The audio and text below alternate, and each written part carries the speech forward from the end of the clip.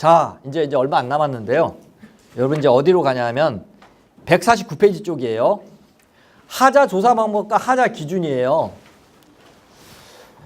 하자 조사 방법과 하자 기준에 대해서 이거는 뭘 위한 거냐면 하자 조사 방법이라는 거는 이 하자 보수를 요구할 때도 쓰지만 하자 보수를 요구할 때도 쓰지만 만약에 사업 주체가 하자 보수를 안 해줬을 때 보험금을 청구하는 용도예요. 그러니까 근데 그 일을 두 번 할 수는 없죠. 두 번 할 수 없어요. 그러다 보니까 그 둘 중에 하자 보수를 요구할 때는 어떤 식으로 요구해라라는 기준은 없어요. 그냥 하자 보수 해달라고 그러면 돼. 근데 하자 보험금을 청구할 때는 이런 식으로 해달라는 기준이 있어요. 그러면 하자 조사를 할 때는 보험금 청구 기준으로 조사를 해놓으면 좋겠죠. 한 번에 일이 끝나잖아요. 그죠? 그래서 공동주택에서는 보다 정확히 하자 조사 방법과 기준을 정하고 있어요. 그게 여러분 교재 149페이지예요. 149페이지 보면 공동주택관리법상 하자 조사 방법과 기준 해가지고 법 37조에 하자 보수 해야 된다는 내용과 39조에 이게 분쟁조정위원회에 갈 수 있다. 48조에 하자 진단 감정을 받을 수 있다. 그렇게 하면서 시행령 47조 제일 밑이죠. 하자 조사 방법과 판정 기준에 대해서 얘기하고 있어요. 공동주택에서는. 거기서 이제 여러분이 볼 거는 뭐냐면 그 시행령 47조의 동그라미 3번. 동그라미 3번 보면 하자의 조사 및 보수 방법의 산정, 하자의 판정 기준 및 하자의 발생 부분의 판단 기준 등에 필요한 세부적인 사항은 국토교통부 장관이 고시한다 이렇게 돼 있어요. 그게 바로 하자 판정 기준. 그래서 그리고 이 하자 판정 기준으로 하자 조사를 해라 그 얘기예요. 이렇게 공동주택관리법에서는 이렇게 명확히 돼 있습니다. 그런데 이제 그 150페이지 보면 집합건물상 하자조사 방법과 기준은 명확히 안 돼 있어요. 법 어디에도 하자조사는 이렇게 해야 된다. 하자 판정은 이렇게 해야 된다. 내용이 없어요. 그래서 제가 거기 써놓은 것처럼 일반적으로 집합건물법에는 공동주택관리법과 달리 하자조사 방법과 기준에 대한 관련된 조항이 없는 상태로 일반적으로 공동주택관리법의 내용을 차용해서 판단하고 있는 것이 일반적이다. 일반적으로 차용해서 판단하고 있어요. 실질적으로 집합건물 분쟁조정위원회에서도 공동주택 하자 판정 기준을 가지고 하자를 판단하고 있어요. 그러니까 그 법의 내용을 이용해서 사용하시면 됩니다. 그래서 거기 보면 공용 부분은 일반적으로 발생된 하자에 대해서 현장 조사를 통해서 하자 조사를 실시한다 이렇게 돼 있고 전유 부분은 대개는 하자를 접수받는 방법을 택해요. 그래서 여러분이 사업 주체한테 하자 보수를 요구하건 또는 보험금을 청구하건 공용 부분은 직접 조사, 전유 부분은 하자 접수 방법을 택해요. 그런데 전유 부분의 하자 접수 방법은 대개 이제 양식을 만들어서 접수를 받죠. 접수를 받고 그거에 의해서 이제 하자 청구를 하는 거예요. 대개 이제 그 부분에 있어도 공동주택은 좀 더 상세하게 돼 있는데 집합건물법은 상세하지 못한 그런 상황이에요. 다음에 거기 2번이 있어요. 하자보수 청구, 이제 권리 행사. 이 부분이 좀 법률상으로 좀 어려워요. 어려운데 한번 읽어볼게요. 하자보수는 집합건물법 제9조에 의하여 분양자와 시공자한테 청구하는 거다. 집합건물상 하자는 집합건물법 제9조 2의 1항에 의해서 담보 책임 기간 내에 행사해야 된다 이렇게 돼 있어요. 집합건물법에. 예? 집합건물법에는 담보 책임 기간 내에 행사해야 된다 이렇게 돼 있어요. 함으로 권리 행사 증거가 남을 수 있는 방법으로 하자보수를 청구해야 된다. 그러니까 집합건물법은 예를 들어 2년 차 하자다. 그러면 2년 안에 그 권리를 행사해야 되는 거예요. 공동주택은 행사하지 않아도 돼요. 예. 뭐냐 하면 근데 그 권리 행사라는 게 거기 가로쳐놨어요. 재판상 청구 및 재판 외의 청구도 포함한다. 그러니까 집합건물에 있어서 2년 차 하자는 2년 안에 하자보수 해달라고 공문으로 요구하면 돼요. 그리고 2년 안에 소송을 걸어도 돼요. 그죠? 공동주택은 2년차 하자에 대해서 2년 안에 발생만 하면 돼요. 청구는 그 이후에 해도 돼요. 그게 이제 공동주택하고 집합건물의 근본적인 차이예요. 예. 그런데 이제 그런데 한번 여러분 질문 드려볼까요? 공동주택의 2년차 하자가 2년 안에 발생했다는 걸 어떻게 증명할까요? 어떻게 증명할까요? 증명하기가 어려워요. 그래서 우리가 그 증명하는 방법으로 하자 보수를 요구했다는 서류를 가지고 그 안에 발생했다는 게 증명이 되거든요. 그래서 제가 공동주택관리법 강의할 때도 공동주택은 2년 차 안에 발생한 하자를 그 이후에 청구해도 되지만 2년 안에 하자 보수 요구해달라고 청구해라. 그 얘기는 뭐냐면 집합건물법에 따라서 행동해라 이 얘기예요. 그러면 그 하자가 2년 안에 발생했다는 게 입증이 되잖아요. 그러면 안전한 거죠. 안전한 거죠. 예. 집합건물처럼 행동하면 안전한 거죠.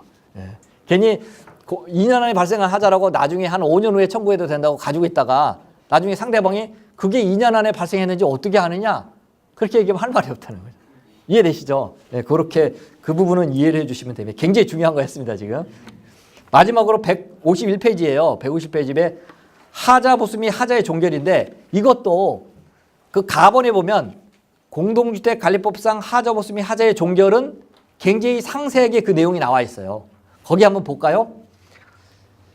하자 보수 절차가 38조에 나오고 그 밑에 보면 39조에 보면 하자 책임의 종결 이렇게 해서 동그라미 1번에 보면 옛날에는 그렇지 않았는데 사업 주체가 담보 책임 기간이 다가오면 하자 만료 기간이 다가온다라고 공문으로 알려주게 돼 있어요.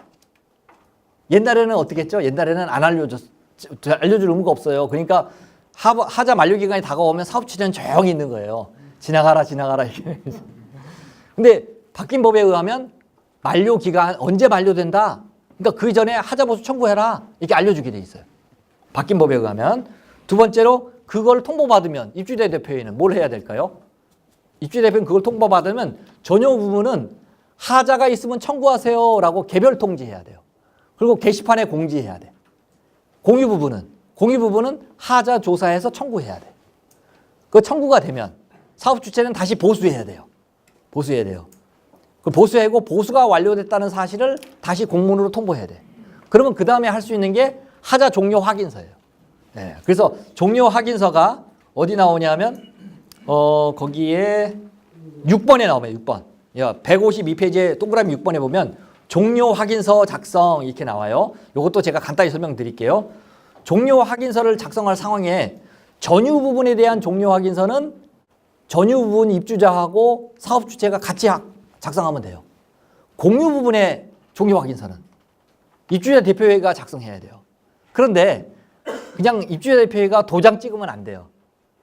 종료 확인서를 작성한다는 사실을 입주자들한테 개별 공지해야 돼요. 네, 그리고 개별 통지하고 다음에 20일 이상 게시하고 혹시 이의가 있으면 이의를 제기할 수 있다는 사실을 알려줘야 돼요. 그래서 만약에 20% 이상이 반대하면 입주자 대표회장이라 하더라도 의결할 수 없어요. 그런 내용이 공동주택관리법에 나와 있어요. 그런데 집합건물법에는 이런 내용이 없어요. 이런 내용이 없어서 이 의결이라는 부분은 공동주택관리법을 그대로 따라하는 건 아닌 것 같아요. 그래서 제가 거기 나와 있는 것처럼 거기 이제 집합건물법 나번이에요. 하자 종결에 대해서는 나번 153페이지 하자 종결에 대해서는 집합건물법에 명확히 나와 있지는 않다. 다만 공유 부분에 대해서는 집합건물법 16조에 보면 그 의결에 대해서 나와 있거든요. 그래서 16조에 의거하여 집합건물법 38조 1항에 따라 구분 소유자들의 과반수 이상의 참석과 의결권 과반수 이상의 의결로 의결할 수 있다고 볼 수 있어요. 그러니까 과반수 이상이 참석해서 과반수 이상 의결하면 하자 종료 확인서를 할 수 있다 이렇게 봐야 돼요. 좀 이게 의결은 다르죠. 공동주택하고는. 그리고 전유 부분에 대해서는 역시 그 전유 부분에 대한 판단은 구분 소유자거든요. 그래서 정확히 나와 있지는 않지만 전유 부분에 대한 하자 종결 처리는 여전히 구분 소유자한테 그 권한이 있다고 보는 게 좋다. 이렇게 제가 이제 해석하고 있습니다. 그러나 이 집합건물법에 그 부분이 명확하지 않기 때문에 이게 꼭 정답이라고 보기는 어려워요. 그럴 때는 이렇게 법의 부분에 아주 예민한 사항이라든지 또는 여러분 권리에 굉장히 중요한 사항이 있을 때는 어떤 식으로 해야 되냐면 집합건물법을 담당하는 국토교통부의 담당자가 있어요. 거기다가 질의회신을 하셔야 돼요. 그러니까 여러분이 정말 집합건물에 있어서 의결에 있어서 중요한 부분이다. 그런데 법에 불명확하다. 그럴 때는 불명확하면 뭐 공동주택법을 끌어다 쓰자 이러지 마시고 그 불명확 부분에 대해서 국토교통부의 담당자에게 이 부분을 이렇게 해석해도 되는지 물어보셔야 돼요. 그러면 그쪽에서 회신을 하게 돼 있어요. 요즘에는 인터넷으로 이렇게 다 됩니다. 그래서 회신을 받아서 그 회신에 의해서 액션을 취하셔야 돼요. 그리고 그 회신을 잘 출력해 놔야 돼요. 그래야지 여러분이 적법하게 그걸 하게 되는 거죠. 네, 이것도 하나의 요령입니다. 예, 여기까지 강의를 드리고 다음에 이제 여러분 그 뒤에 나와 있는 그 교재를 볼게요. 154페이지에 보면 집합건물법의 개정안에 대한 이해가 이렇게 나와 있는데 실질적으로 이 개정안이 입법 예고된 상태인데 아직 통과는 안 됐어요. 통과는 안 됐기 때문에 강의 드리기에는 좀 그래요. 왜냐하면 통과 안 돼버리면 강의가 아무 의미가 없잖아요. 그죠? 그래서 아직은 법을 만들어놨는데 통과는 안 된 상태예요. 그 내용은 어떤 것들이 있냐면 거기 나와 있는 것처럼 상가 건물의 구분 점포의 성립 요건 완화, 수선 적립금 제도의 신설, 관리단 집회의 의결 종족수 완화, 그리고 관리인 제도 개선. 다음에 5번에 보면 생활형 분쟁 관련 관리인의 조치 권한 신설. 6번에 관리단 회계 투명성 제고 방안. 그다음에 변동이 있는 공용 부분에 대한 변경지도 신설안. 뭐 이런 식으로 맨 마지막으로 집합건물 분쟁조정위원회의 실효성을 제고하기 위한 어떤 변경 내용이 있는데 이게 이제 입법 예고된 상태입니다. 그래서 제대로 이렇게 똑같이 변경될지 아니면 조금 변경이 있을지는 모르겠어요. 자, 여기까지 해서 강의를 마치도록 하겠습니다. 감사합니다.